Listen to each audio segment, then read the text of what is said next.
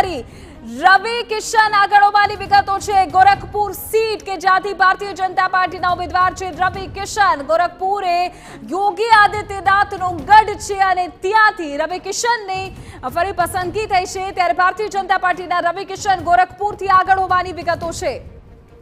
તો તમામ આંકડા આપણે સ્ક્રીન પર બતાવી રહ્યા છે। બારામતીમાંથી સુપ્રિયા સુલે પાછળ ચાલી રહ્યા છે। બારામતી સીટ પરથી સુપ્રિયા સુલે તેઓએ ઉમેદવારી નોંધાવી હતી અને તેઓ અત્યારે પાછળ ચાલી રહ્યા છે। ત્યારબાદ વધુ એક આંકડો પણ અમે આપણે સ્ક્રીન પર બતાવી રહ્યા છે। જુઓ, આ આંકડા તમામ સ્ક્રીન પર અપડેટ થઈ રહ્યા છે। અમરાવતી બેઠકની વાત કરીએ, બીજેપીના નવનીત રાણા પાછળ ચાલી રહ્યા છે। નવનીત રાણા કે જેઓ ફાયર બ્રાન્ડની એક ભૂમિકામાં રહ્યા છે બીજેપીમાં, જ્યાં તેઓ હાલ તો પાછળ ચાલી રહ્યા છે।